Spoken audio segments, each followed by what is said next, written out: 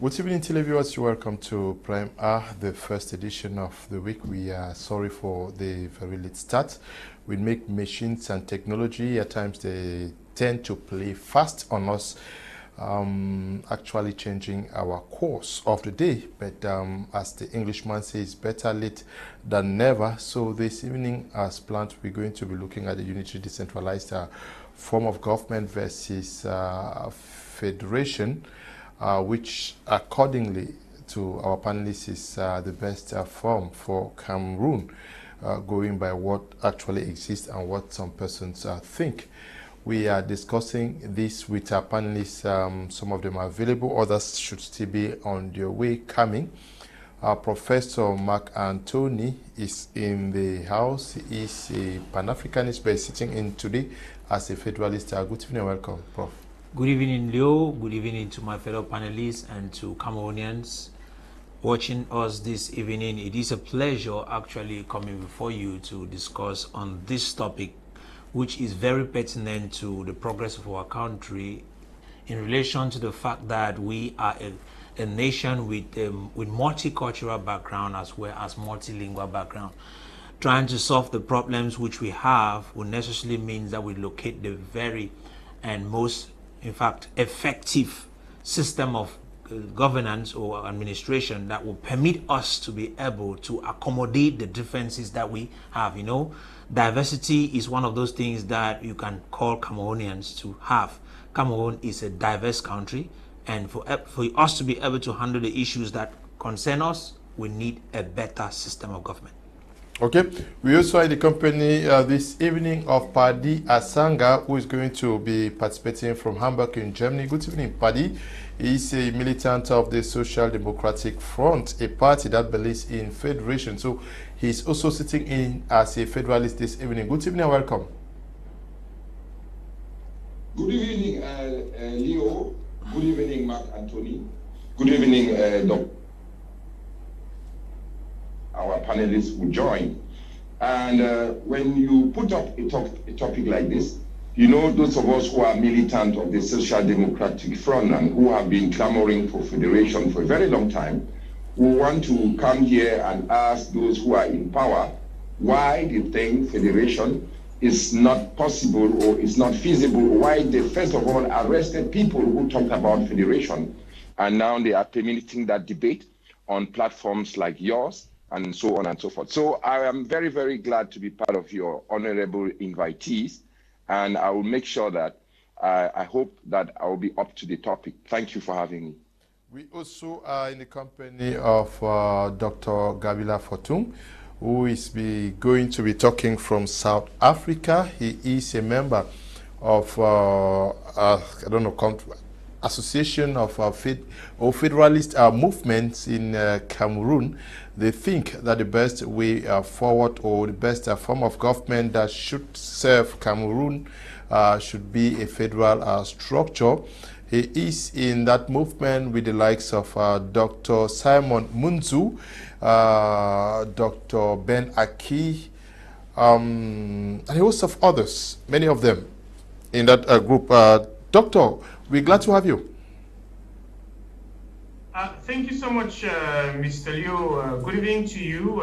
Good evening, Paddy Asanga, Prof. Mark Anthony. Good evening to your audience, televiewers. Thanks so much for having me on your platform on this all too important topic. Yes, indeed, I think that it's an important conversation that we need to have. And the main argument that my colleagues and I in the Coalition for Cameroon Federalist Groups and Activists are holding is the notion that a federation is the best way of managing the diversity that is represented in the country called Cameroon at the moment. And that federation generally across the world is being demonstrated to be the best form of governance for nation building. Nation building defined as the assembly of a collection of peoples that have different identities, specifically cultural and historical, that when you assemble them along the lines of a collective project that seeks to build a nation, you need to accompany such a project with a governance model that recognizes diversity, but enhances that diversity to make for a one strong united entity. decentralization, unitary decentralization, advanced decentralization has demonstrated its limits as a model of governance, and especially in the context of it has demonstrated that in the last 60 years, it has not afforded or succeeded to produce the kind of results that we want in nation building, in the strengthening of unity, and in the strengthening of the sense of belonging. And so we have agitations from various segments of our population, from the north to the south, from the east to the west, that are constantly seeking to be validated as part of the national project. And no matter how well you decentralize the system, as long as you keep the reign, the tight rein on power in a centralized authority, you would always fall short of the management of that diversity. So we are of the view, as a lot of political parties have articulated, that a federation, an all-out federation that entails the creation of regional governments that are elected by the people is the most suitable form of representative democracy for a country as diverse as Cameroon. So we hope that that will be the argument that we're making in the course of this debate, to be able to, on the one hand, demonstrate what has been, in our shared collective experience, the limitations of the overtly centralized system, and the justification why Paddy Asanga and Prof. McAntony and a number of people are making a very strong case that it is in the best interest of Cameroon and the whole project of nation building that we move swiftly to a federated structure of governance. So thank you so much, and I look forward to our engagement. Okay. We also are hoping that Professor Ngole is going to be joining our discussion. He is the director of the CPDM Academy. We also are expecting Robert Kedia Malangfe to join our discussion on behalf of the CPDM party. These two are expected to talk from the Unitarist perspective. I'll start with you, Professor Mark Anthony in the house. What do Cameroonians need most today, going by what you hear them say in the quarters? Mr. Leo, to begin with, I want to appreciate so far whatsoever they call unitary decentralization. Decentralization as a system of government in itself is good because it's something that looks like a federation. It is a federation at its basic level, or let me use the word is federalism at its basic level. But when we look at the situation and the complexity of Cameroon, it is very important that we draw back to look at what can work. And a lot of Cameroonians back in the quarters, back in their different areas, think, like I think, that if Cameroon is going to succeed, then there is need for a level of autonomy given to regions, which is supposed to be more of the people being able to elect their local officials. And that is nothing as compared to what we have presently in Cameroon called the unitary decentralized government. But if you look at Cameroon right now, what we call unitary decentralized government, it is not unitary decentralized government. Why? Because it is not decentralized. It is a kind of deconcentration of power or authority. I've said this thing here several times, that when the law of decentralization was released, when you go through it, it seems as if it is talking about decentralization, but it is a deconcentration of central power to be able to give a degree of power or authority to the local governments, while everything, policies and everything is controlled from the central government. That system is not in itself a possible system that will permit a country that is filled with multitudes of different tribes. I think if you want to look at Cameroon, Cameroon should be having over 300 different tribes. And with this diversity of social, cultural, and what we put it, linguistic. Is that not where the trap is? Because if you were to say it, we have to satisfy each tribe, giving autonomy to almost every tribe, then Cameroon would be made up of, say, 200, 300 federations. Mr. Leo, the focus is not to give it to all the tribes. It is to concentrate the tribes like they are already concentrated under particular regions. In relation to the fact that these tribes are already concentrated under certain regions, it is important that these regions per se should be given the autonomy, and these tribes should be able to elect their officials that will replace, in fact, and defend their opinions in the upper house or in the house. So it is necessary that we get to understand this, Mr. Liu, because we can't begin with the fact that we want to restructure Cameroon, want Cameroon to be a stable nation, then we maintain power in the center, then we expect that those who are crying from the various corners will have a say. What will happen is, what will be birthed in them will be grievances, and at the end of the day it will result to something more dangerous than what we are seeing right now. Yes, Paddy, Asanga, we're talking about a unitary decentralized form of government against a federation, but understanding the nature of Cameroon, they say it's Africa in miniature with above 250 ethnic group or tribes. How do you ensure that you put in place a form of government that identifies almost everybody but keeps them under an umbrella that directs everybody towards the same destiny? Listen, Mr. Liu, I'm very happy that we have brilliant panelists here, and we are some kind of complementary, so I don't have to repeat what Mark Anthony says or what Gabila just says, because these are concepts that we know, and these concepts have been tried, tested, and have worked in several countries around the world. The thing is this: when we talk about federalist of a federation, it is unity in diversity. That is to say, these diverse tribes, these 300 tribes that we have, they unite themselves under one country that is called Cameroon, and they promote their culture per se as their tradition might warrant them to do. And then you have administrative federal units that will take care of their day-to-day affair. Remember that this constitution that we have today was emanated from the tripartite, and it would only be ignited as law a decree from Mr. Biya, who is the strong man at Etudi. But in a federated system, the constitution already consecrates power to the locality. So it is a constitutional debate. It is not a matter of the whims and caprices of one man, or we'll have to go and consult France and so on and so forth.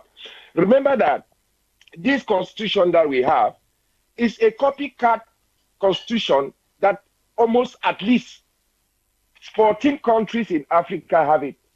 Not forgetting the fact that among these 14 countries, the only country that has two systems under one country, just like Canada, is a federated state. And that's why we put forward that argument of the SDF that the Quebecan model is adequate for Cameroon. That is the argument that we are putting. There are almost three ways to get to federation. The opposition takes over the parliament and stands firm and change the law, or they call for a constitutional debate, then we sit down and we rewrite a new constitution. Or somebody the power in Cameroon and then calls for, because he has the power under this current system, and then he tries to change the system from within. That probability, I don't see it happening, because people like Ngole, who should be here, they want to conceive power.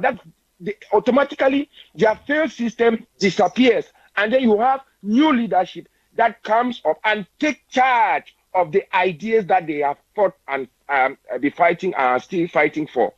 So That's how these things work. Now, when we look at the context, the events of things today, with concentration of power in Yaoundé, who tells you that I would like to go and follow my dossiers, as they call it in Yaoundé? I would like, probably some primitive Abakraman like me, I would like to stay in Bamenda and do everything there. I don't need Yaoundé for anything. So when you look at it from that angle, you understand that it is done consciously to maintain a grip. They told you that the federation was abolished, the unity system was planned in place because they wanted to harmonize of civil servants. But the government is not the one who is supposed to give people jobs. The government takes care of the administration and have a few civil servants. No federated country has prospered because most of the people who are employed are civil servants. People are fighting to go and join the civil service. No, it doesn't work like that in a federated system.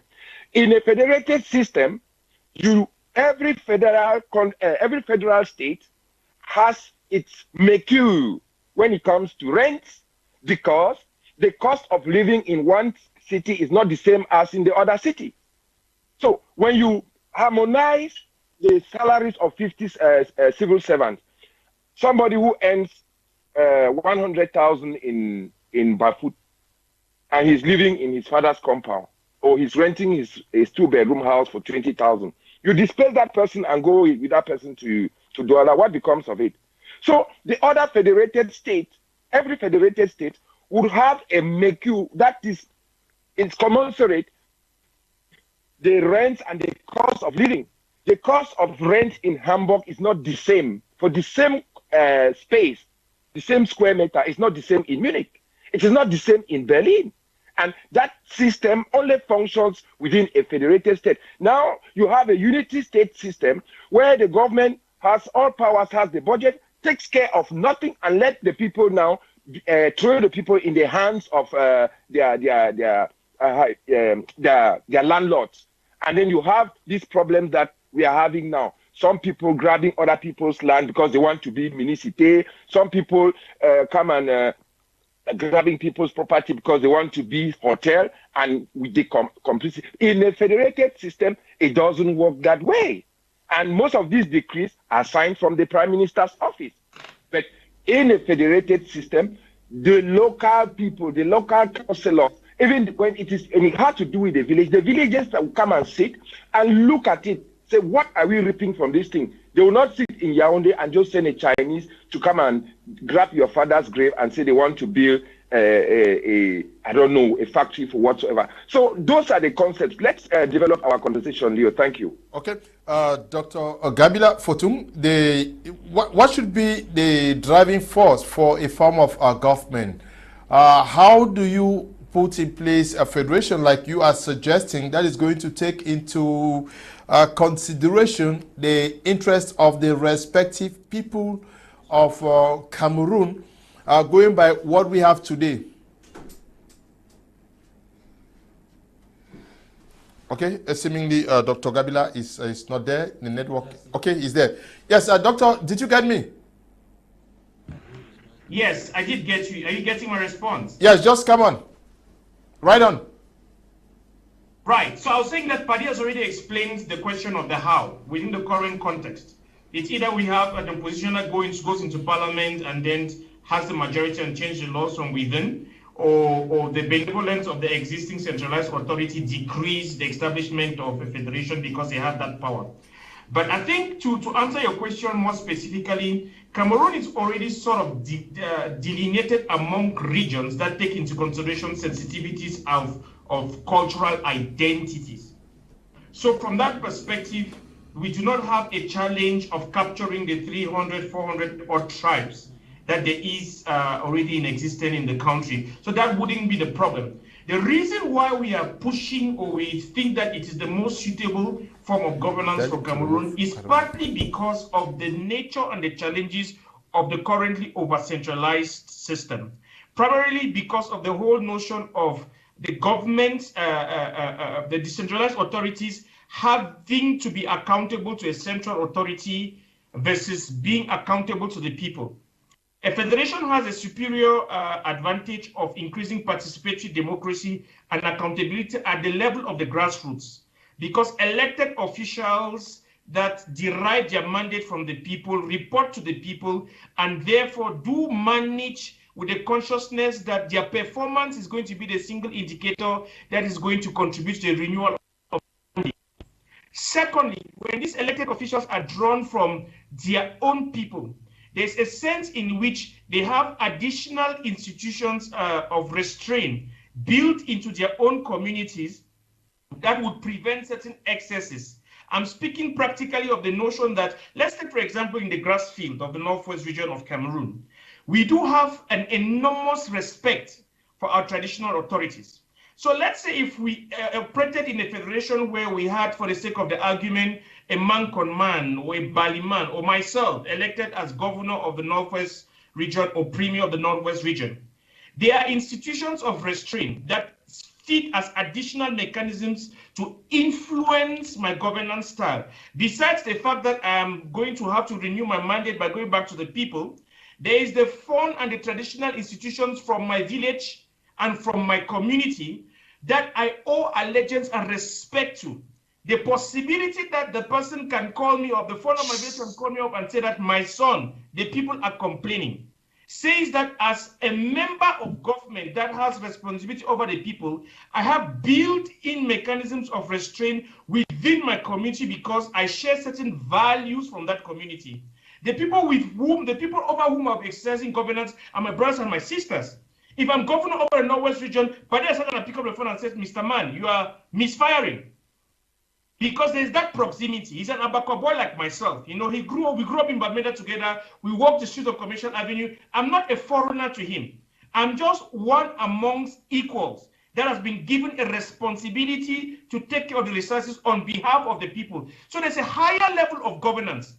Obviously, having grown up all my life in Abako and having schooled there, I have a greater sense and a greater connection to the people, their challenges, and the realities. I understand the psyche of the people across the board. Whether I go from Dop all the way down to Ndu, there's a sense in which I recognize and I have a sense of alignment with the people over whom I'm exercising governance authority. Hold me accountable. I relate to their realities, the additional institutions that keep me constrained, and of course, the incentive for the renewal of my electoral mandate makes me to be accountable to the people over whom I'm exercising governance.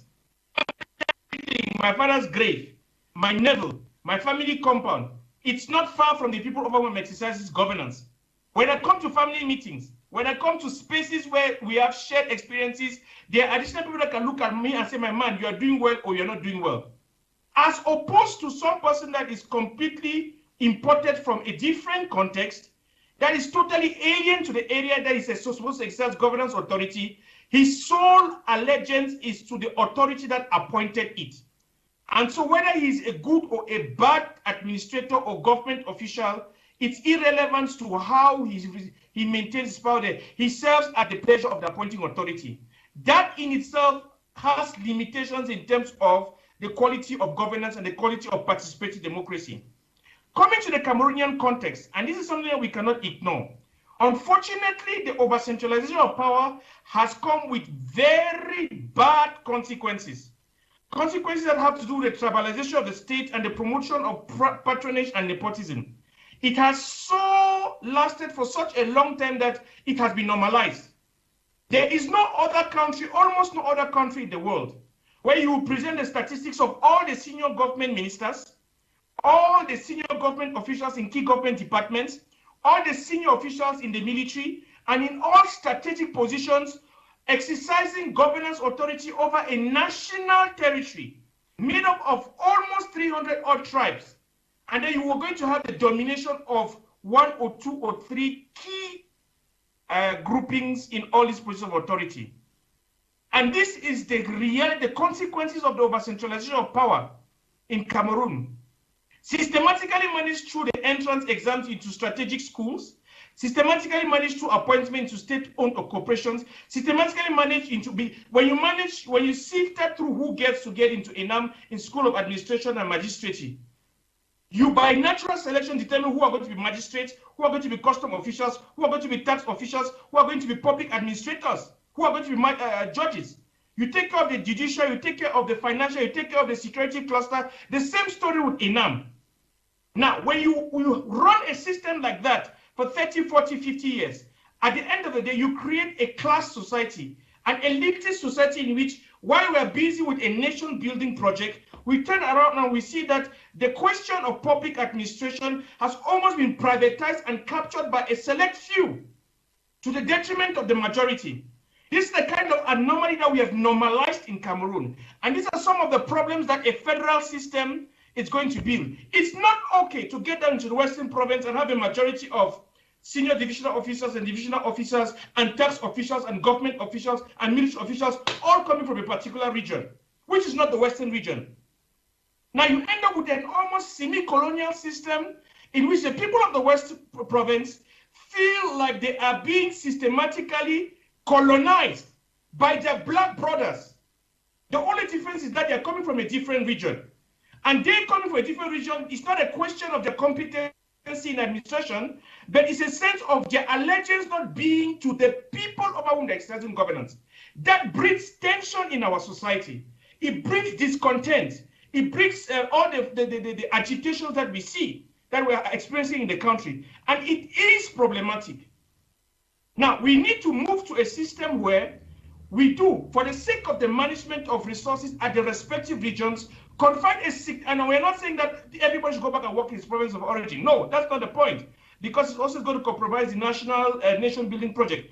We are saying that elected officials, people who derive their mandate to govern from the people, should come from the people. If the people of the West province decide to elect a northerner as governor, for whatever reason, so be it. But it is an electoral mandate that has been derived from the people. If we go down that route, we are going to strengthen the sense of nation building and people participating in a national life. Okay. In the absence of that, we would constantly be a nation at war with each other. Okay. Let me hand over the platform to you and just quote the last question. Look at the whole the tribalization of Cameroon. It is so bad that we sometimes fail to rise above ideological debates in politics, and we have tribalized everything. Okay. It does not make for the kind of nationhood that we need as a people. We need to construct politics in such a way that there's sufficient contestation at the local level, where space is created for people to strive and offer governance at the level of local level, and then we rise to the national level in terms of engagement in politics at the level of ideas. That can always thrive if people have a sense of belonging to their nation. Okay. Finally, we have had instances in the context of the South. Doctor, we're coming back to you. Thank you very much. I know you talk, and we have just been joined by Kedia Malangfe, who is in the studio with us. He is a Unitarist. He thinks that the form of government that is being implemented in Cameroon this far is the best, and that it also is driving the development efforts of this nation forward. We are glad to have you, Kedia, and your first reaction to what you've just gathered from the other panelists so far. Thank you very much for having me here. Greetings to my co-panelists. I apologize to all our viewers for being late. I was caught with rain, and when coming out, I faced traffic, so that's why I came late. I've heard the view of my co-panelists, but there is this statistics which I want to share with them so that they should be aware on this issue of federalism and the unitary system. We have 54 countries in Africa, and in that 54 countries in Africa, only 5 practice federalism and 49 practice the unitary system. This is because the system is good. In the world, we have 195 countries recognized by the United Nations, and among these 195 countries, only 25 practice federalism, and above 150 practice the unitary system. This is because the unitary system is good. I will still come again to go detail about the 5 countries in Africa among the 54 that practice federalism. We have Nigeria that practice federalism. up to now, Nigerians, they have the problem of separation. That started since 1967 when Ojukwu Gowon wanted to create a state of Nigeria. And even... Of Biafra. And even British Northern Cameroon, which we know all, they're writing petition to the United Nations that they want to separate. British Northern Cameroon, they are not satisfied with the federal system in Nigeria. I'll take another case. We have Ethiopia that practice federalism. We all know of the issue of Eritrea, that is of the Tigray region in Ethiopia, that are also struggling to gain independence because they are not satisfied with the federal system. We have Sudan that practice federalism. We all know how Southern Sudan separated from Sudan because they are not okay with that system. We have Somalia that practice federalism in Africa, and we all know what is happening in Somalia. And the only country that is surviving with federalism in Africa to an extent is the Comoros. So when we know all these statistics, we ask ourselves, why should the world of 95 countries, we have about 17.45% that practice federalism and more than 74% that practice the unitary system? It simply means that the unitary system is the best, and that is why this country, they do practice it. The statistics are there. Everybody watching can verify so that we know how to know these statistics which I've given. Next aspect which I would like to talk about is proximity. I heard Dr. Gabila talking about proximity. In federalism and in the unitary system, where do we have proximity?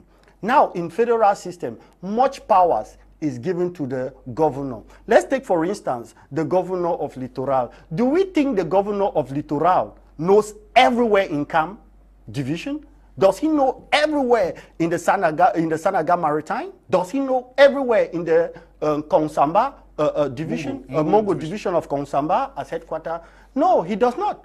But in a decentralized system, we have a mayor that knows everywhere in his municipality where there is a problem. Because in a unitary system, the institution that share power is the central government and the mayors. And the mayors, they know their jurisdiction. Sorry to say, a governor cannot know all its jurisdiction. Because when we talk about the mayor, he controls a subdivision. Yeah, but in the federal system, like what obtains in Nigeria, we have local area government chairman. And local government now goes with the level of division.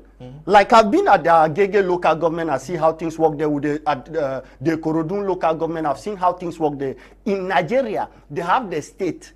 After the state, they have local government area, which goes with what we call here in Cameroon divisions. Yes. But in Cameroon, we have power being shared with the government and the subdivision, bringing power very close to the people. You would accept with me that in the subdivision, power is closer to the people than at the level of the region or at the level of the division. That is what we are saying. So you realize that there's proximity of power in a decentralized system than in a federal system. And please, let people not be deceived that when we talk about federalism, it means that you control your resources the way they make people to believe. No. When it concerns resources, it is an agreement which is in the Constitution, which describe how percentages of resources are supposed to be shared. If you are in a federalist system, if you are in a confederation system or a unitary system, it is the agreement that the parliament decide on what percentage of resources, benefit of resources you gain. In a federal system, they can decide to say state remain with 80% and the central government remain with 20%. In a unitary system, the same can be said. It's just that in the context of Cameroon, we have it in our law that says that 15% will remain in the municipality. The same as we can still agree that 80% should remain in the municipality. So that level has to do with management of resources, which they decide the percentage that goes to every area. So it has nothing to do with federalism, confederation, or the unitary system. So our people should not be deceived. I still heard again Dr. Gabila talking about issue of tribalism in Cameroon and nepotism because of the unitary system. That is a big fat lie. Go to Nigeria, you see the level of tribalism, where now we have people blaming Atiku Abubakar that during his campaign he said that all Northerners should vote for him because he's from the North. Tribalism, can we compare the level of tribalism in Nigeria and in Cameroon that has a federal system? We cannot. Or should we go to other regions, countries that practice federalism to say that there's no tribalism there? No, we should talk about morality in the context of telling our people to get up. We should not talk about morality based on the aspect of federalism. Does it mean that if we go to federalism in the Northwest region, we will not see if the Bansor person is the governor they elected, and we happen to see Bansor people everywhere? There will still be tribalism. So it has nothing to do with the issue of system. We should be honest. Some people are even saying that we should have federalism. Assuming that we have federalism in the Northwest region, I will bring people together. Are we aware that the people of Nkambe and other parts are revendicating that they want a division they want a region on their own? Even in the Northwest, they are planning to separate because they don't feel belong. Now you go to a federalist system. Do you think they will be more comfortable? Please, we should not mislead people when we are talking about system, and we make people to understand that federalism is a fantastic system. If it is a fantastic system, then I don't think that in Africa, 54 countries, only 5 is practicing. I don't think if it is a fantastic system in the world of 195 countries, only 25 countries they practice it. Some people will tell me that no, the context of Cameroon is different. We have 2 cultures. Canada has 2 cultures. I would like to take this opportunity to tell Mr. Paddy Asanga that he lied when he said that Canada practiced federalism. It's a lie. Canada practiced confederation. Those of you watching, you can check online and everywhere to have that fact. So we should not come and mislead people and talk about countries that practice system that they don't practice because we want to get popularity. That is the issue of lies. Okay. Now, to conclude, Dr. Gabila also talked about the fact that people are not happy because governors might be from different regions. Like, for instance, I'll take the issue of the Northwest region. The governor of the Northwest region is from the West region, and the governor of the West region is from the Northwest region. Same as you go to the Northwest region, you have many duos that are from the Bakwere land and all over. It is normal that we can write to the assembly and say that we want that SGOs and governors should be appointed to go back to their region of origin. Very clear that will be done. That has nothing to do with federal system and unitary system. We should not mix administrative issues and with issues of system of governance to be able to pass our agenda. Now, I just made you people to know that all the 5 countries that practice federalism, 4 of them are fighting for separation. I say 4 of them which I've listed. And so, in this present time and context, Cameroon is not ready for a federal system. Okay, Paddy Asanga, please let me get to you now. What is the guarantee that a federation would deliver and also make the nation very, very united? We see, I saw a video of Yoruba warlords in Nigeria, and we understand that the Igbos themselves, we know what is happening, and we also know about the Fulani herdsmen in the northern part of Nigeria. They are a federation, and a host of others like he cited. What is the guarantee that in Cameroon, federation is going to be that panacea that would deliver and make everybody feel belonging? Yes, Mr. Liu, thank you for asking me that question. And I know exactly why you are asking me that question, because it is because Mr. Kedia came late. If he was here in time, I don't think he would have been holding that diatribe that he says Nigeria practice federation, it's a failed federation, Ethiopia is a failed federation, Sudan is a failed federation, Somaliland is a failed federation. He did not even talk about South Africa. Let's take out Sudan. All these, the other countries that he named are better governed than Cameroon. We know that every country, there is no perfect country on this planet Earth. People are still agitating to separate in the US, which is a federation. There are some people here from the East Germany who don't feel belong, but many people, foreigners still rush to those countries because they think that they have more opportunities there.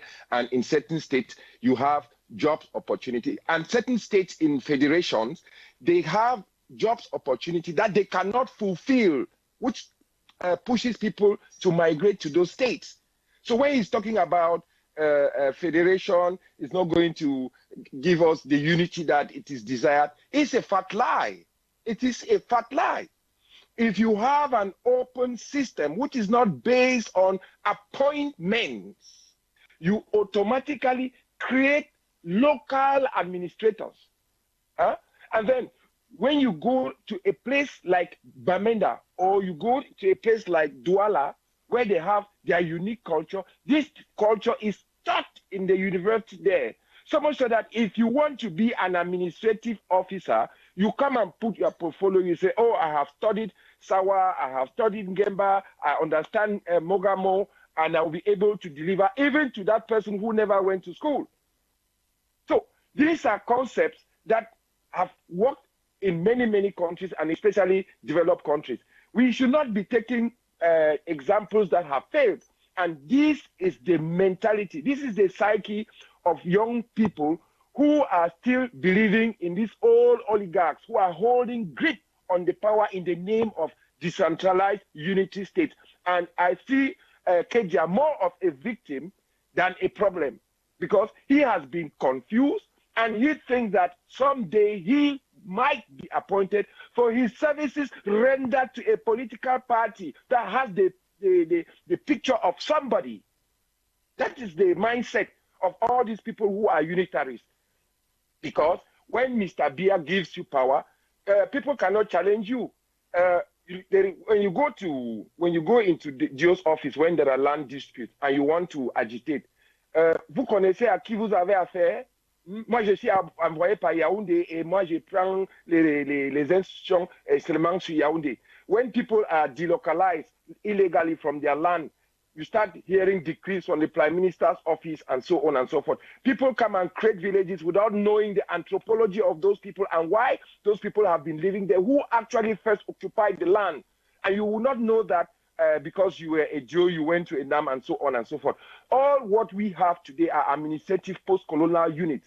But we should also understand that the African psyche is a conglomerate, it's a federation. Africa is a federation of chiefdoms, of kingdoms that came together until the white people came and separated, and they were living in peace. So white people came and decided to impose their systems on us. And with the functional system that they made in place, but they made us the leaders that they wanted to create among us. They took them and went and trained them in their countries, made them mirrored Paris, made them mirrored how will you call it, Britain and so on. And then they came now and start saying that we are British Southern Cameroon, we are French Cameroon, and so on and so forth. Did the French create Cameroon? So these are discourse that we have to go back to the fundamental, and the fundamentals of our existence as peoples. It's a federation because we know how to settle our dispute. Why are we still keeping customary courts if these administrative courts that were relegated to us by foreigners are functional? So the only way that we can guarantee that thing is that we delocalize power and certain competencies are left for the central government, which has to do with money, foreign affairs, army, currency is for the central government. Army, central government. Foreign affairs, central government. When it comes to international trade, where companies have to come up, if a company leaves China and wants to install itself in Bamenda, we the local people of Bamenda, we write a report after meeting with those companies. They tell us how much job they are going to create to us, tell us how it's going to function, what they want, how many Chinese are going to be coming to Bamenda, and how many locals they are going to put in place. When that will be done, we send it down to the central government to send it to them, so that they send it also to their own foreign diplomats who are sitting maybe in Yaoundé or in Beijing. So when Kedia comes and sees this thing, I think Kedia is voluntarily naive because he is dreaming of one day being appointed for being loyal to Mr. Bia. And he is afraid that if we get into a federal structure, this thing is going to crumble and a president will have no powers to decide anything that has to do with the local people. That's why as Gabila said, they have just deconcentrated. They have just deconcentrated. I think it was Dr. Mark Anthony who said that they have just deconcentrated some amount of power. When he says that people dream that resources will belong to them, they will control it, it's a lie. It's a fallacy that he's talking to us. Those of us who have lived and have been observing how other systems work, we don't need to go, and we are not inventing the wheel. We are not inventing the wheel. The good thing that Cameroonians have is that just like the West Germans voted to join Germany, the Southern Cameroons voted to join Cameroon, and we have this Cameroon today, which is recognized. But what we do about this Cameroon, nobody will come from outside and decide for us. So we have to sit down either in a constitutional debate, or we join political parties, those of us who are clamoring, and make sure that we sweep and get a strong majority in the parliament that can stand for that federation, and why not converge somewhere and say, okay, federation, or you stay in those parliaments alone. Federation and unitary decentralized form of government as it operates in Cameroon today, and talking about taking care of the resources of the respective regions or states. Is it a matter of the form of government or the persons charged with the responsibility of taking care of these resources? Is there a clear guarantee that, okay, in a federation, even if you have more serious people, these resources are going to be well taken care of, like the cases in Nigeria? Mr. Leo, there's something that we need to be able to identify practically before we get into that question. You see, the question we should be asking how many types of government do exist? There are 5 different kind of governmental systems that do exist, and not 2. So I just listened to Malangfe. He cited 2, and he said the rest of the world is practicing a centralized system, but that's not true too. So that also I needed that the world should get to know it and know that there are not just 2 systems of government that do exist.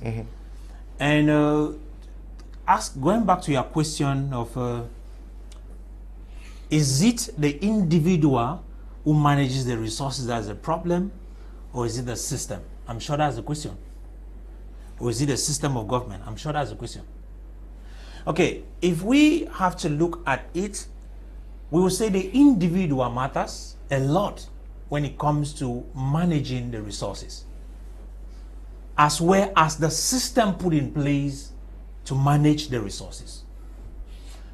It is possible that under a unitary decentralized government, you pick up an individual with very high morals, and it produces effective results, very effective results. But rare is the case, because most of those that are actually appointed in positions of power to actually manage resources do not give account to the people whom he is managing the resources for. And in such a case, it becomes very, very difficult for the person to maintain that his high moral and produce the results he's supposed to produce. As long as you are appointed by a decree, you know, there is a particular mayor, which I will not call his name. It is true that it is considered that he was elected, but when the people wanted to talk, he asked them a question. Are you people the ones who put me in this office? And that was in relation to the sense that in this country called Cameroon, we are having a strong presidentialist system which is so centralized, which in fact by decrees actually nominates everybody. And in such a case, it becomes, when I say everybody, it's not like they nominate everybody, it's practically almost everybody that is being appointed from the presidency. And it becomes practically very, very challenging for the people to respond to the people whom they are working for. It is Cameroonians who actually bestowed sovereignty over on the president. which means the sovereignty that the president is managing at the moment is coming from the people. And if we have to look at it, him appointing in the name of the people implies that the person who has been appointed also is supposed to be accountable to the people. But that is not the case with a centralized system. So, what then will work better? If these people will be able to give account and be held responsible for everything that they do, then the people who elected him into office are supposed to be the ones that should determine whether he works or not, which implies he has the right to turn to them, give them account of his works on the ground. And as long as I know federation is the best that can bring that result. You know, Mr. Leo, I was listening to Malangfe also, and I heard him. He presented a situation where he said, in a federation, there is distance of power. I don't know, maybe he needs to get to acquaint himself with what federation is, because decentralization is in federation. You have mayors who manages cities elected by the people under federalism, which makes it more close than the so-called managing a division or a subdivision as it is considered. And so federalism per se is, you know, it's not a magic one. Let's also be sincere about that. It's not a magic one that is just going to make things change. No. It is, it also has to be to do with the way it is structured. You can have a federal system of government that destroys the nation. You can have a decentralized system that builds the nation. It depends also on the way the structures are established. And that we must know. But I will say this. The reason why some of us are vying for federalism is because in federalism, you, the individual, the citizen, is the one who elects the person that is going to sit in that office to manage you wheresoever you are. In your local area, it is your responsibility to elect that individual. And when that individual is elected, he becomes the authority. We, in Cameroon, we're bringing decentralization, which some of us, we hailed it at the beginning. But the fact that you are electing a mayor who is controlled by a subdivisional officer, there is a problem. He is not an elected official, he's an appointed official who has authority over an elected individual. That is a quagmire. And so it is very important that we draw this thing on the ground and make it clear that we are the ones who are practically destroying what we are struggling to build in Cameroon. I think that if there was sincerity in establishing the decentralized system, it would have worked. But there is no sincerity behind it. Okay. Because decentralization is to an extent federalism. Is to an extent federalism. And so it is very important that people get to know that. And we should not make mistakes. Federalism is broader. Thank you. Yes, but just to make a correction, mayors are supervised by the senior divisional officer, not the divisional officer. It is happening in Cameroon. No, divisional officers? Mr. Leo, I have seen a situation. No, I'm talking about a law. I'm talking about Leo, the supervisory authority. I love what you just said. Yeah. It is a that is a text that has been written. But what we see on the ground is what is affecting our intellectual. Now, Mr. Dr. Gabila, we're talking about a federation, And the scare to many is the fact that a federation may easily lead to separation. How do you give that guarantee to many persons who may be afraid of it? Because using the examples Kedia cited above, it says South Sudan, we see where it is. We have seen Ethiopia, what is happening at the level of the Tigray region, and a host of others. How do you make a more solidified country from within the federations? Is it by making sure that each region gets exactly what they are due? Well, thanks so much, Mr. Liu. And of course, it's okay for Mr. Kedia to use that fear-mongering tactics in addressing this question of decentralization versus federalism. And it is exactly the contrary. It's exactly the contrary, because a well-managed federated system in which people feel included in governance at the local level reduces the appeal for separation. Let's start with the very example of Nigeria that Mr. Kedia cited. For those of you who remember the history of Nigeria's evolution and the War of Independence with Ojukwu, it was exactly after Yakubu Gowon came back from the Ghana conference that he made the decision to move Nigeria to a federation. The creation of a federation in the context of Nigeria had the added advantage of creating local centers of governance and power at the level of the eastern part of Nigeria that created new local authorities who had a vested interest in governance selected from amongst their people that reduced the appeal for the Biafran secession. The reason why there are lingering elements of secession within the Nigerian context has to do with the extent to which there was devolution of power in the establishment of the federation, which is the argument that Professor Mark Antony is making, because we must not misunderstand what this debate is about. It's not about a theoretical argument about the superiority of decentralization over federalism or federalism versus centralization.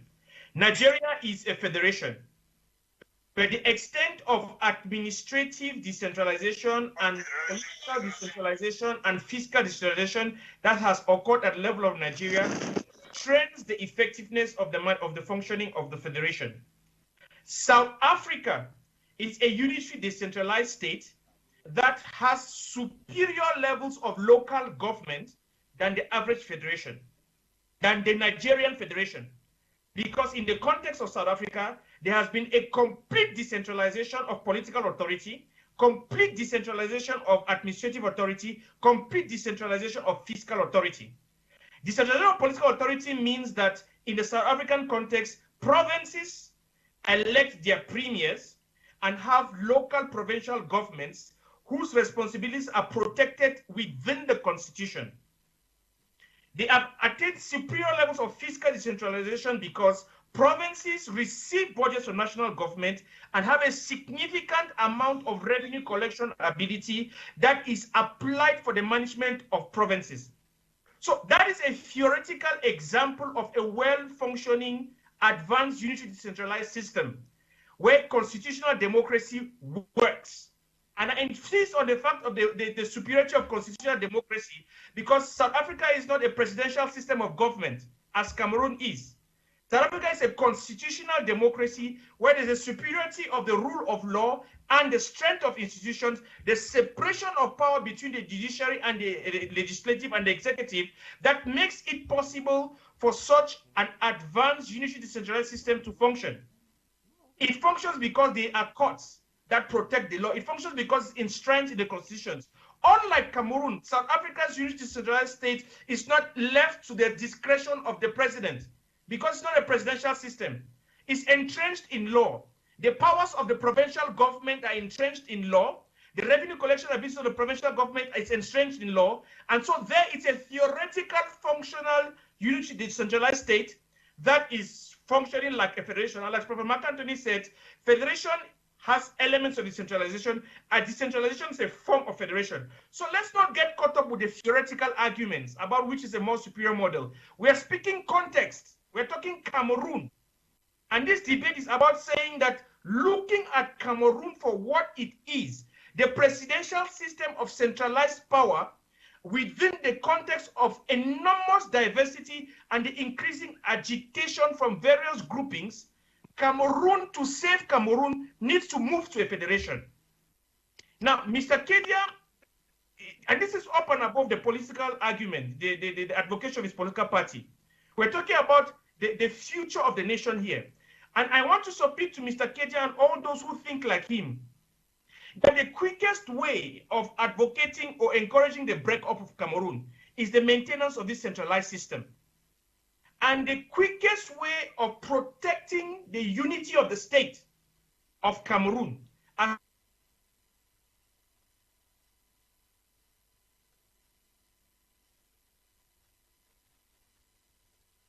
issues there.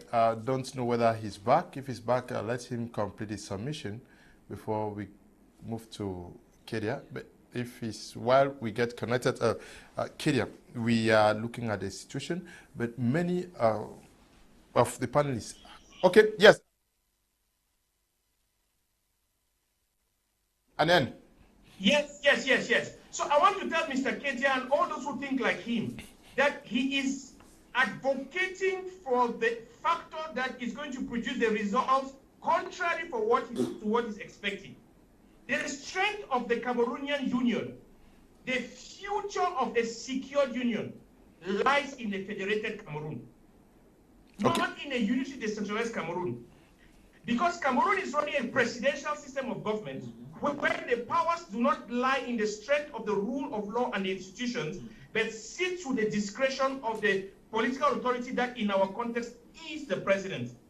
Now, when we talk about tribalism, we are not talking about the absence of tribalism. There's tribalism in all systems of government. That's not the question. We're talking about the tribalization of the state and the dominance of certain groupings over other groupings in the management of the affairs of the state as a dangerous ingredient that causes discontent and pushes people to agitate. That is the issue. It's not tribalism for the sake of tribalism. It's the whole notion of the relative percentage of the dominance of one, and I don't want to call names here because you all know what I'm talking about.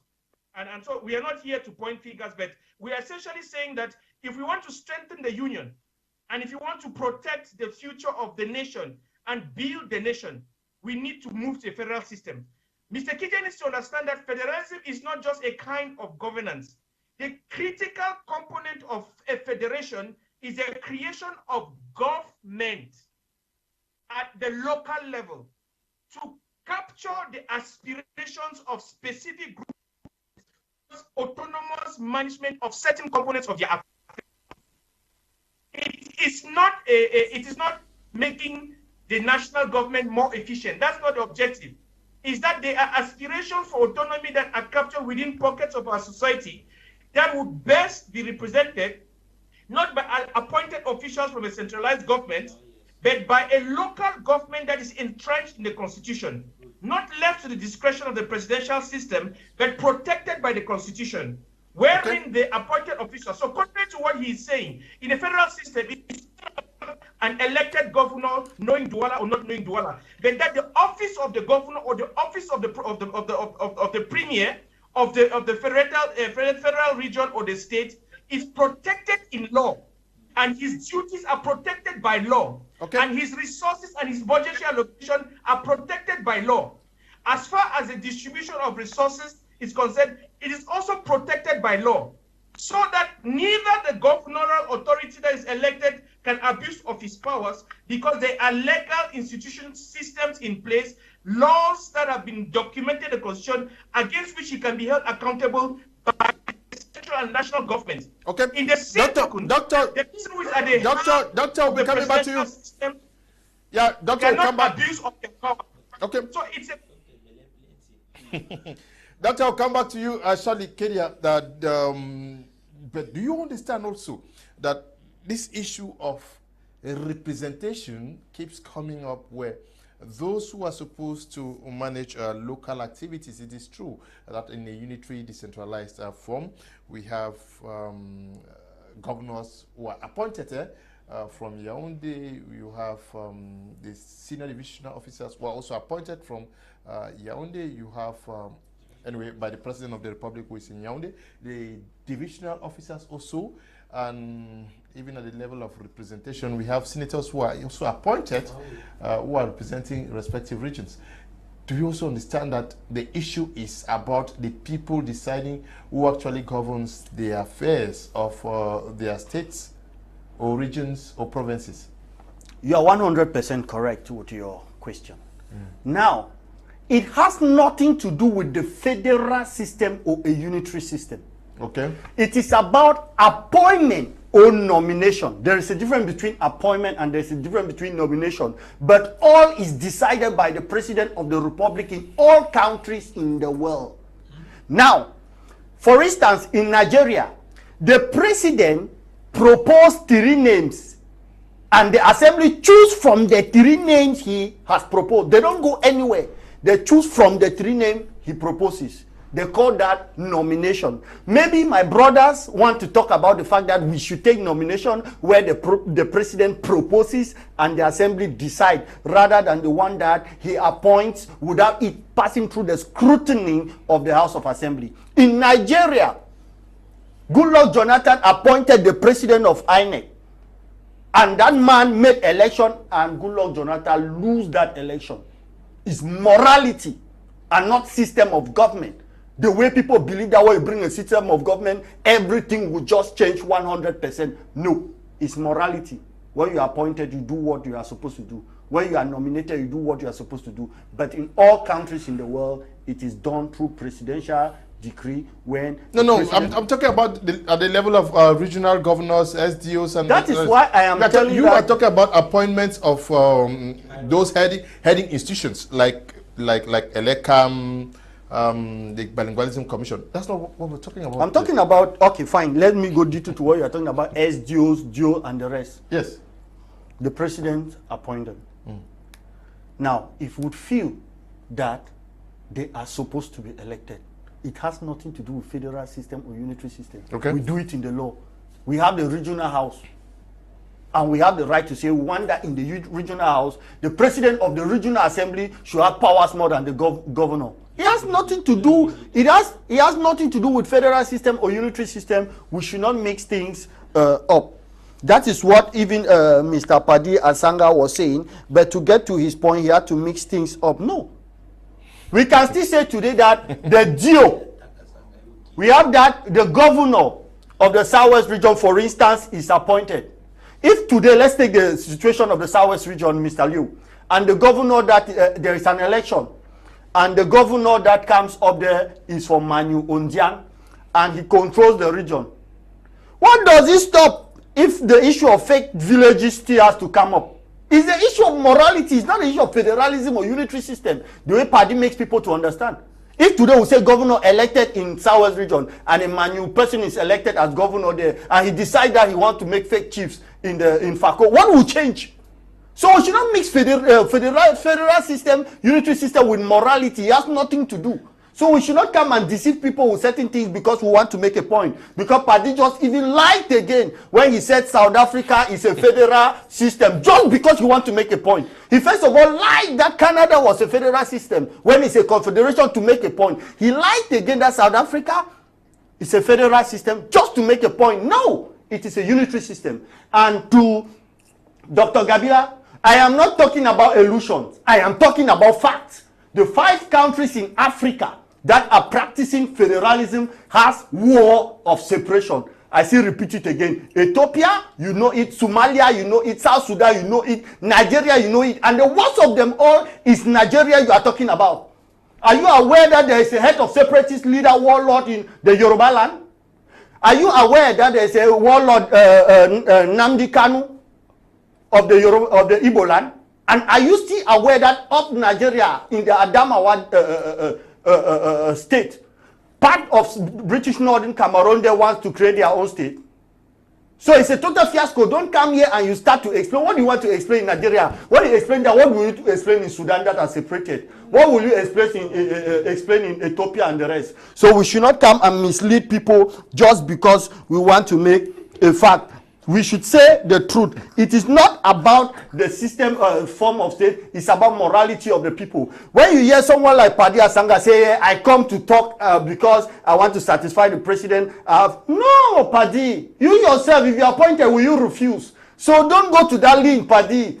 Talk about facts. We are here to talk about federalism and unitary system and not to talk about person. The way you want to abandon the topic and talk about my person. You yourself, you want appointment, Paddy.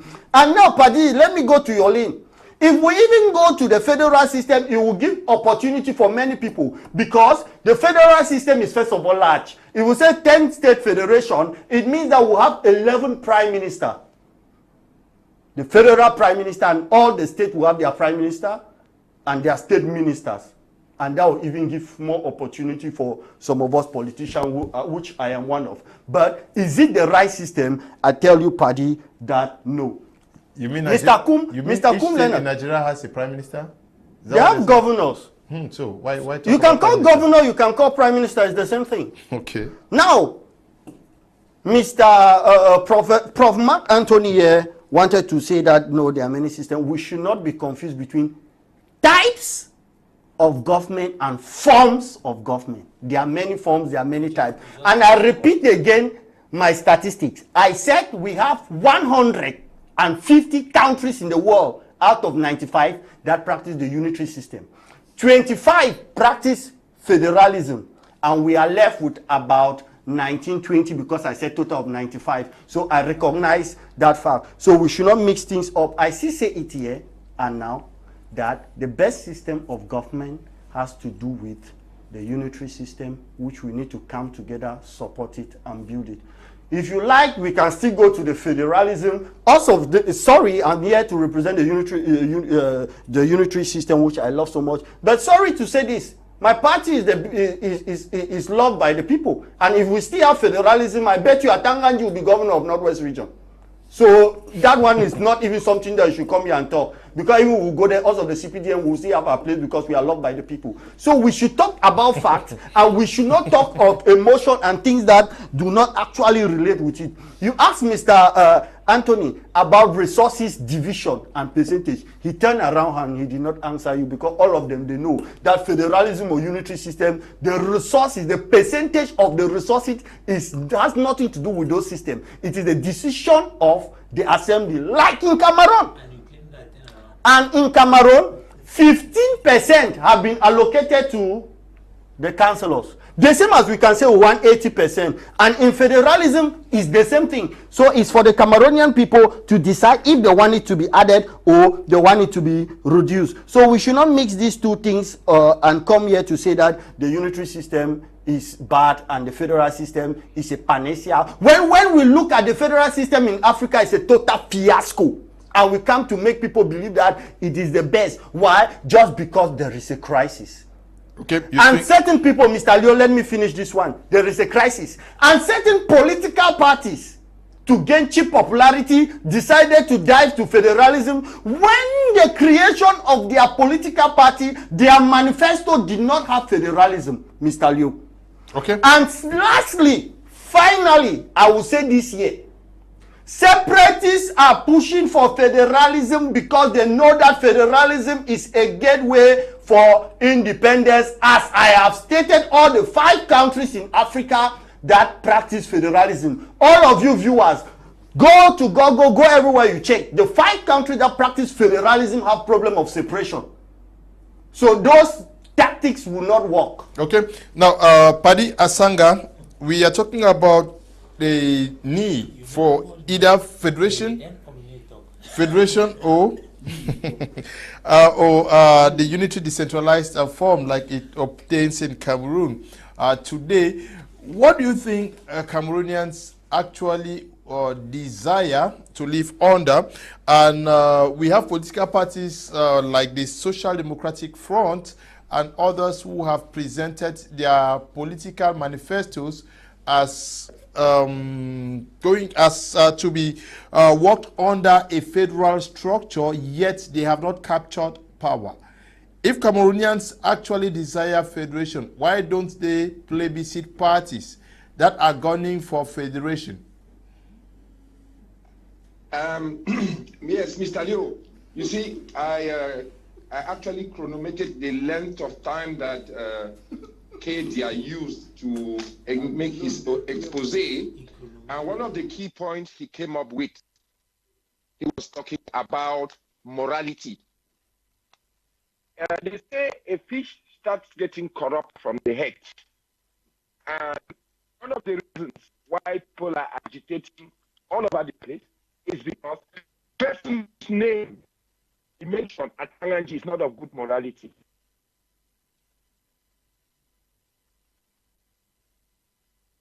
I don't know if somebody is getting me. It seems as if my image is frozen. Just go on. It seems as if my image was frozen. Go on, go on. Yes, so, Kedia, normally we don't call names here, but I want to tell Kedia that morality and immorality or corruption is a tool, it's a leverage within this hyper-centralized system of government in the Cameroon context. So, when we evaluate that question, and we all are certain that we have more appointed ministers from this hyper-centralized system in prisons in Cameroon, not incarcerated by Paddy, but incarcerated by the system, then we'll say that that system has failed. And what Gabila was very right. Professor Mark Antony is very right when he says that there are different forms of federation. I will take one case study, which is very dear to my heart. If people want to take opinion, I'm for a parliamentary federation where the prime minister is from parliament, and you don't, it becomes very, it's not very expensive because you go for general elections and he who has the majority in parliament choose the leader of the country. That's how it happens in Germany.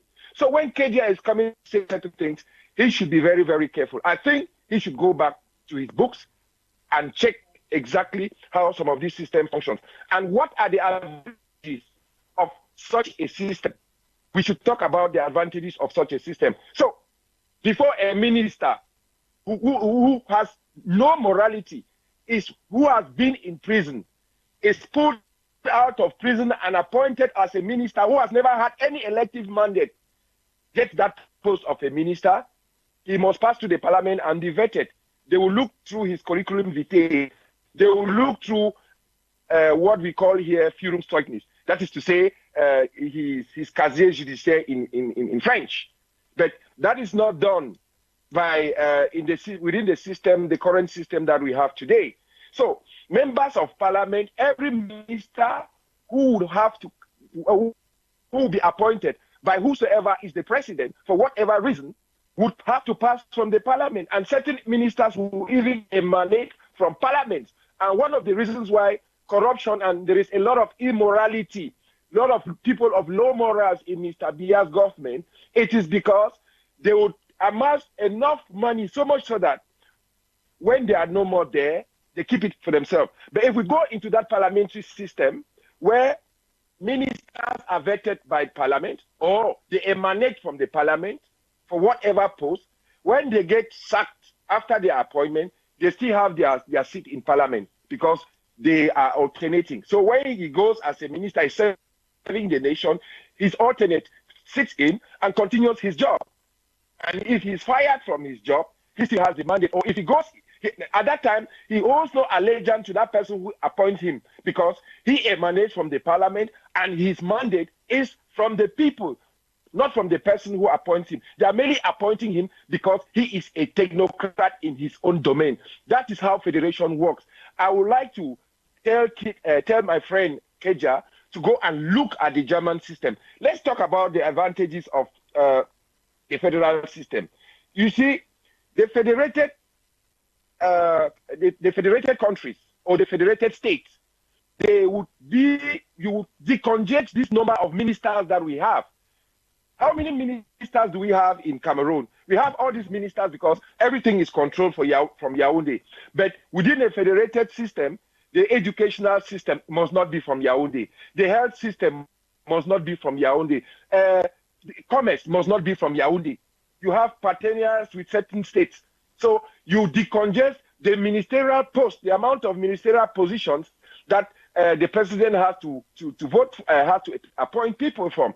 Most of the time, you have the Minister of Finance, you have Minister of Foreign Affairs, you have a few ministers, about 20 or 15, and the country functions. Go and look at the Belgian model.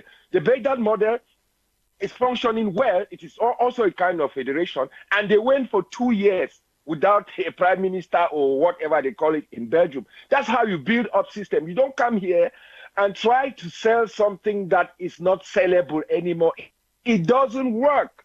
Don't go and be telling me about models that have failed. We are not wanting, I will not take failed examples. If I want excellence, I would go for examples that have worked and see how I can implement them. It just tells you the mindset, how mediocrates are working for and within the system, Mr. Kedia. Leo, I think I would have answered your question. Let me let somebody else speak. Now, how do we get Cameroonians to effectively decide which form of government they want to be governed under as we speak? Because if wishes, actually. I think, Mr. Liu, if we have to follow the constitutional provision, there is need. If there is need for such a change that can come from the people, then there's need for how do you call it? The constitution acts that is asking for, how do you call it again? Well, the people can go into referendum. They need to go in for a referendum for the people to decide that this is what we want. But Mr. Liu, we are in a situation, we are in an impasse, because that is not what is going to easily happen in this nation. And it will mean that we need an individual to win a normal election, then gets into power using his manifesto to change the state, the structure. And that is where we have a problem. We expect that Cameroonians should have a voice. They should be able to come up and speak. But I think that one of the ways they should be able to change this situation is align behind an individual who has that Federalist manifesto. Then let's see if it works or not. But I'll come back to say this, Mr. Liu. A lot of us, we have a problem with the way we are placing this thing. This argument has been done in a way where we are focusing on might be the structures, the theory, and forgetting the practice that we find on the ground. From our argument, our point of argument, and what we think can work in Cameroon is because we think that the unitary system has failed. Okay. That is the reason we are saying what we are saying. We are not saying from a theoretical viewpoint. Already in Cameroon, there is too much concentration of power in the center. And because of that, it is creating a situation where the entire nation is actually starving. Let me put it that way. The nation is under, it's like it has been taken under siege. It has been hijacked by a few individuals and centered all in Yaoundé. And that is why you hear that people in Mora who revindicate and ask that they want this. You go to the south, people will still revindicate. You come to the central region, they will still revindicate. You come to the littoral. And so at the end of the day, we realize that this concentration of power, even the government itself realized that there was too much concentration of power. Then they decided to go apply the constitution, 1996 constitution, which was already there for over 20-something years, not being applied. So they went back to say, okay, let's bring in the decentralization that is found in the constitution in order to satisfy the people. And instead of implementing decentralization, the decentralization that is supposed to be done, They have now deconcentrated kind of authority, but ends up still holding the power. We were made to understand that, according to what I heard Kedia actually mentioning several times about the portion of the resources that are supposed to go to the decentralized regions. It says 15%. And we were made to understand that by 2021, this was supposed to go effective. 2022, we are almost going to 2023. This thing is not getting effective. If we might know, find out, since these regional bodies were put in position, what have they successfully do for over, I think, 2 years right now?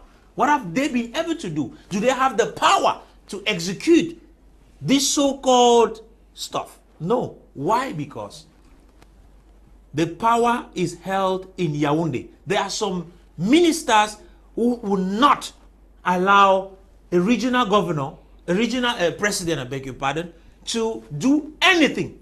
So what are we saying? The system in place presently in Cameroon is a failed system, and there is need for a system that can work.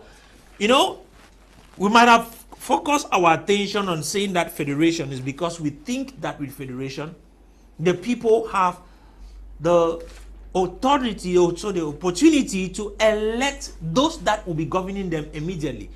Yes, we for a while in Cameroon, through the decentralized system that was supposed to have been put in place more than 24 years, let me say 20 something years back, through what was brought up in the Constitution in 1996, that system, we started electing mayors.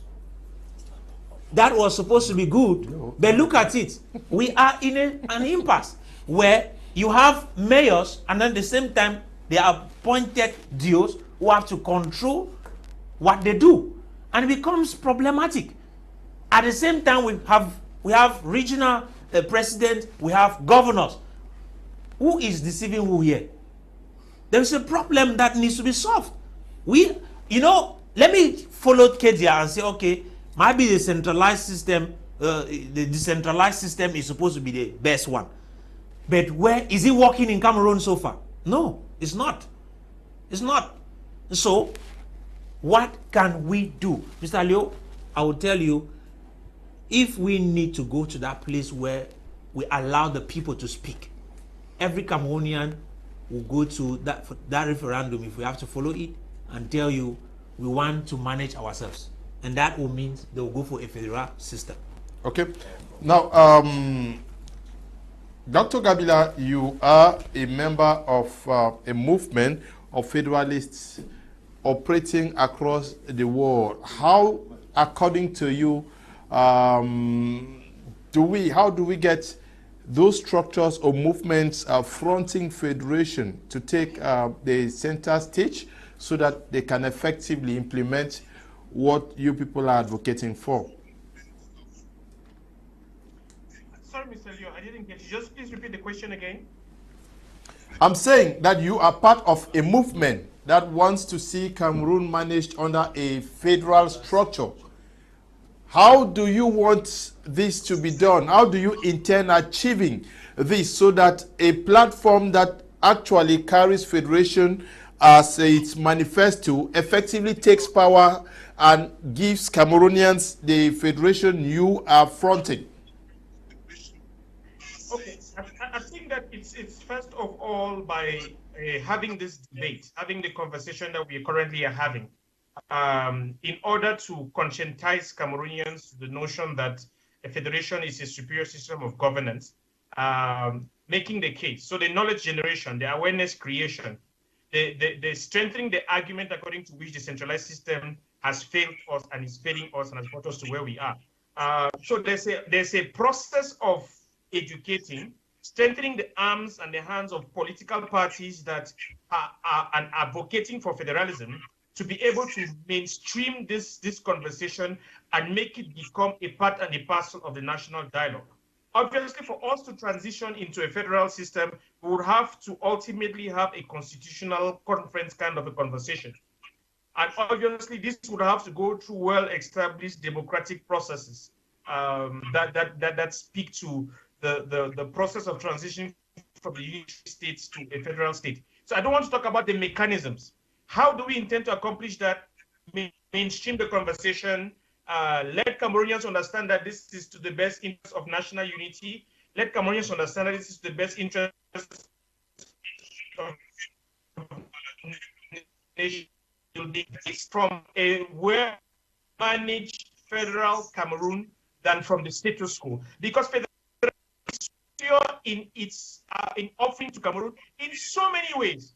It's the most effective system to manage diversity among Cameroonians, the most efficient system to promote local development, because like Paddy Asanga said, people take local ownership of their development. It's the most efficient way to strengthen even the functioning of the central government, because when you make central government lean and focusing on just a few key areas, you encourage local government to become the responsibility to take on the responsibility of service delivery. It is just logical for Cameroonians to understand that a system where everything needs to be centrally decided upon takes decision a lot much more slower and does not take ownership for the outcomes of those decisions.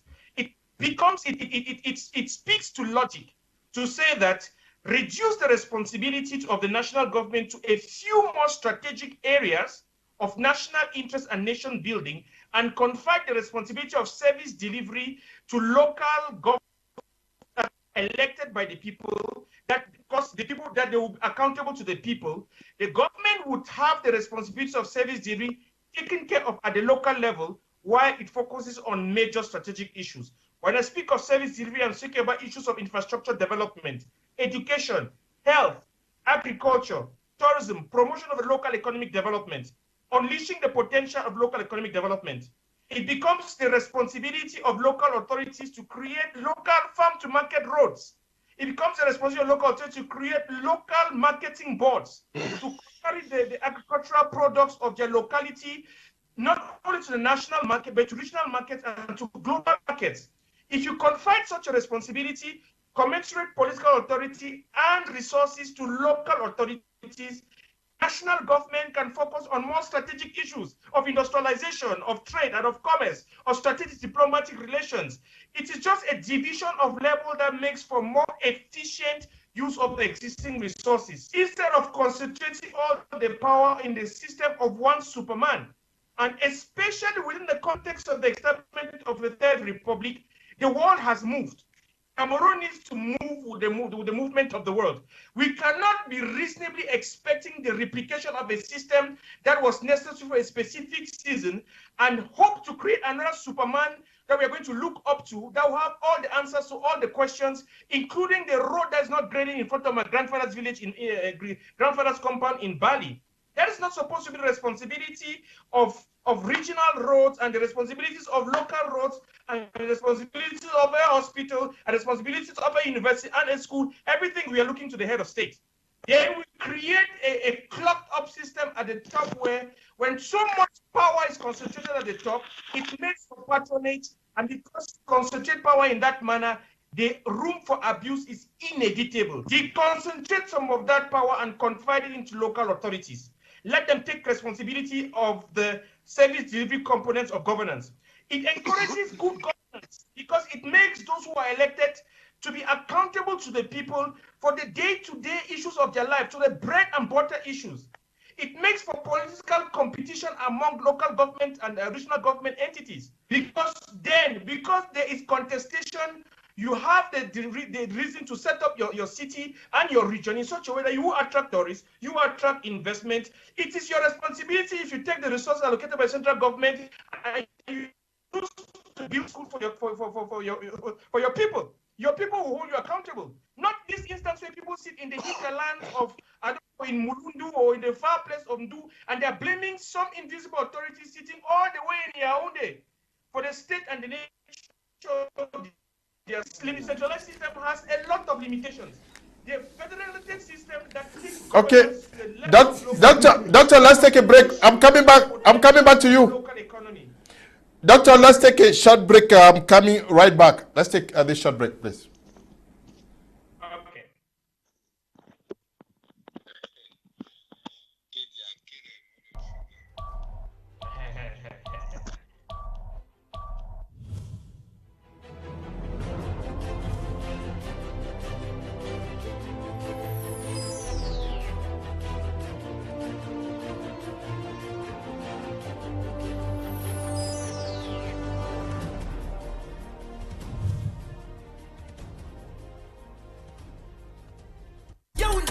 Ne manque pas la partie la plus audacieuse. La Guinness Bright House, partie ce 5 novembre au Musée National à 17h59 précise. L'entrée est libre et gratuite. Une soirée de ouf, une soirée de brillance de talent en musique, danse, jeux, mode et bien plus encore. Venez vivre l'expérience live de Stanley, Loco, Kossi, Mimi, Ténor et bien d'autres. Venez briller de mille feux. On se voit là-bas. Vente interdite aux personnes âgées de moins de 21 ans. À consommer avec modération.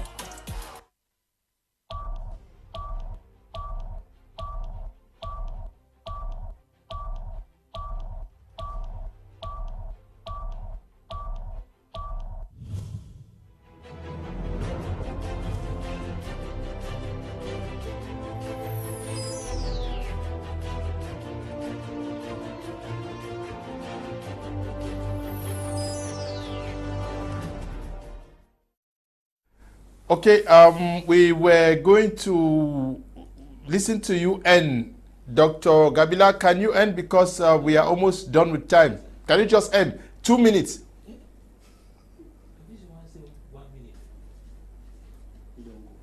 Okay, Dr. Gabila is gone. Yes, you hear many persons actually think that things should shape up. There is over-centralization of power in Yaoundé.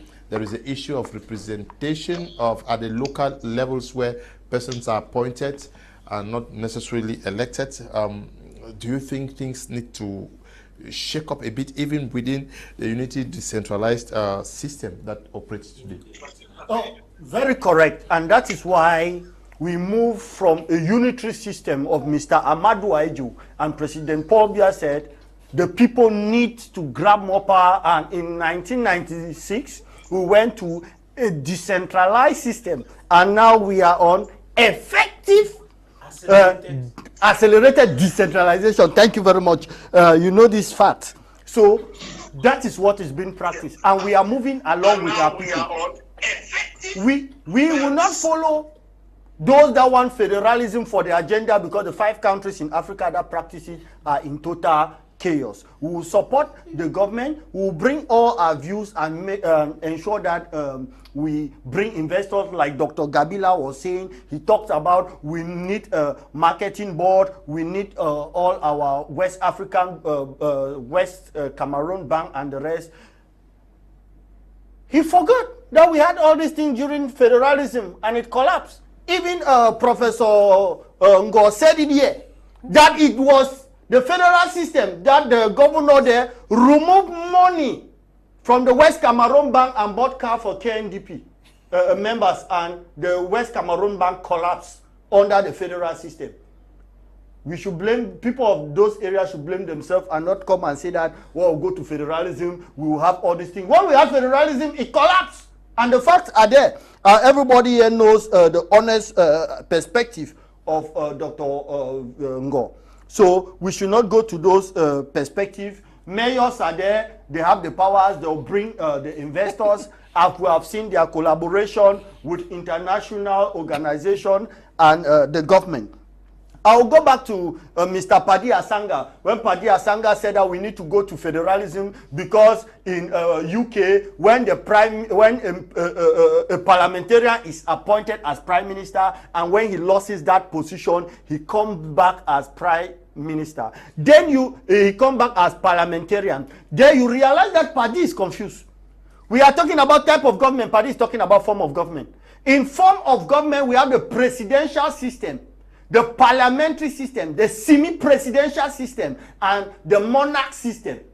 So it does happen there that a prime minister is first of all an elected official. When he is sacked, he goes back as parliamentarian. That is because it's their form of government, Paddy. So it can't happen in Cameroon here because we don't have that form of government. Here in Cameroon, we are talking about type of government, which we have the unitary, which is divided into 2, centralized and decentralized. We have the federal system, which is quasi and loose federation, and we have the confederation. So Paddy, don't confuse our viewers just because you want to say your ideology of federalism, which I think you don't understand, like one politician that is also confused talking about Honorable Cabral Libida was talking about communal federalism, which we don't even know where that one is coming from, because we know the type of federalism we have. So we should be honest when we want to talk with our people and tell our people the truth, that they should understand that it is about morality, it is about togetherness, it is about us working together to achieve what we want. It is not about system of government. The system of government are there. It is now about persons. Professor Mark Anthony was talking about the fact that the governor controls the parliament, House of Parliament that has been put in place, regional house in the Northwest. It's because he does not understand. The regional house is a legislative organ, and the governor is an executive organ to execute what the regional house wants. So we should be able to know who is the executive and who is the legislature. So we should be able to be honest when we are talking to the Cameroonian people. To conclude, I will tell my Cameroonian people that don't fall in the trap of those that are bringing federalism. One, to take advantage of the fact that we have a crisis and they want to benefit. Two, those that think that they will use federalism for separation, because all the 5 countries in Africa practicing federalism have problem of separation. They think that is a gateway, that if we have federalism, we'll have our own assembly, we'll have our own executive ministers, it will be easy to break away. Don't fall in their trap. It is totally fake. We will practice the unitary system and be successful like South Africa, and be successful like Ghana, and be successful like Egypt and other powerful African countries that are practicing the unitary system. Thank you, Mr. Liu. Thank you. Also, Paddy Asanga, please, 2 minutes. We are out of time. What form of government is the SDF or federation is the SDF proposing to Cameroonians? Is this 2 states, 10 states, or 4 states? The SDF has, as a political party, has moved its position from the Bamenda, from the Bafoussam Congress, and all those things is ignited in the SDF constitution. So at the Bafoussam Congress, the SDF advocated for a 4-state federation. That one should be clear when this man is saying what he is saying. And when I was talking about parliamentary federalism, I did not mention the UK. I spoke of the German model, where you are elected, everybody who is running. They don't have presidential elections, they have general elections. And from the general elections, the chancellor emanates. That makes it less costly, and you get people from all the local, the federated states who go and sit during that general elections. The party with the majority in parliament forms the government. If there is a tie break, they go into negotiations. That's how it works. But he keeps talking about morality. It's so sad that when I was trying to enlighten him on what morality is, the lines were not very good. And he called names of certain ministers here. In that their system, you have a whole cabinet in the government or in prison, and you still have some who are working as ministers appointed by Mr. Biya, who were prisoners. They never went to be vetted in the parliament. So when you have a system where people shall be vetted to take position of responsibility, that question of morality is evacuated completely. So I am talking about a case study that I understand. Some amendments can be made to adapt to our system. But the truth is this: majority of Cameroonians, they want federation, and that's why you see people agitating. Coming here to lie that federation is a gateway to separation, it's total nonsense, because everything is ignited in the constitution. If they don't respect their constitution as they have always done, then they are the one who are saying that, no, since we don't respect federation, people have the right to go and separate.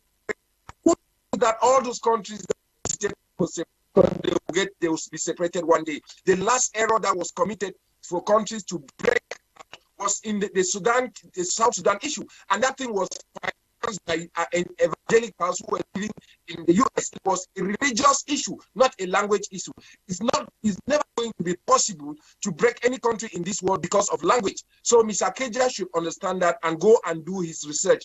Let me not monopolize it, but I want to say that the foundation of federation in Cameroon is within the SDF, and that's why I am a strong advocate for federalism, but I will not join that movement because I think that they have a place within the SDF, because the SDF accommodates every idea that is federation, and then it is a national party. Even though people think that the SDF is dead because they don't, in their strongholds, people did not decide, we decided not to go and lose the life of people.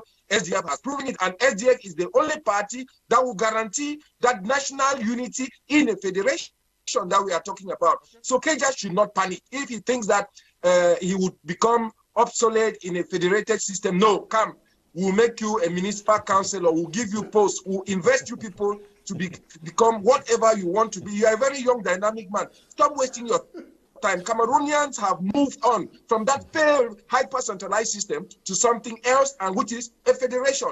Thank you. If you people were smart, give the social status a content that it's a federation, it will be the Cameroonian model. It is not the name, because you people are afraid of that name, federation.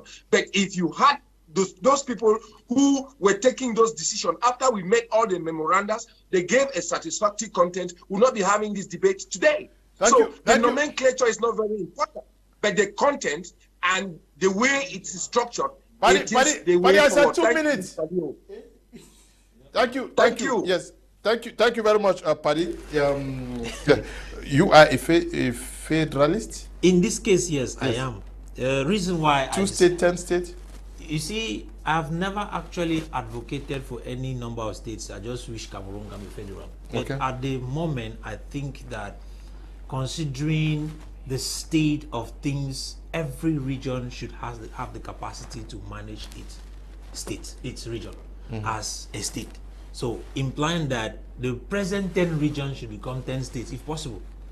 That in a manner will be able to establish a situation where, like I mentioned earlier at the beginning of our discussion, I said here that we have a problem. We have multiple tribes, and these multiple tribes are concentrated in particular regions, and already they have been able to be managed under those regions.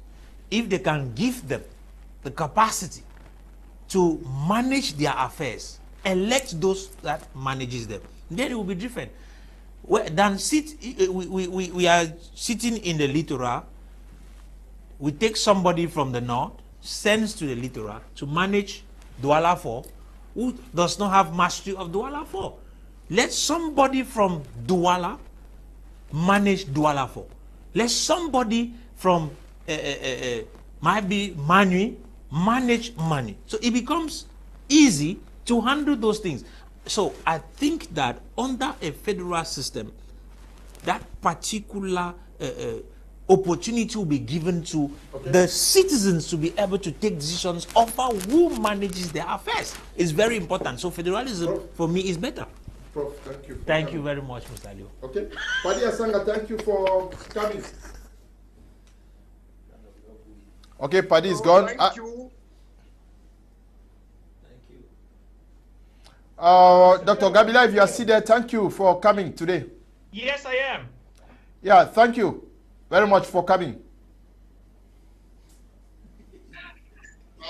Dr. Gabila, if you are still there.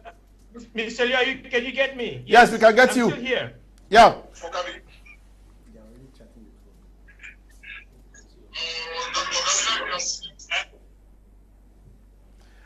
Okay, Doctor, thank you for coming. Also to you, thank you for coming. No, it's a pleasure to be here. Greetings to the President of the Republic, which I believe him and his ministers were following this program. And greetings to all my fans and CPD and militants. It's a pleasure. We want to thank you all who took time off to watch this edition of the program. Tomorrow we're going to be right here again for another great edition of Prime. Stay blessed. Bye-bye.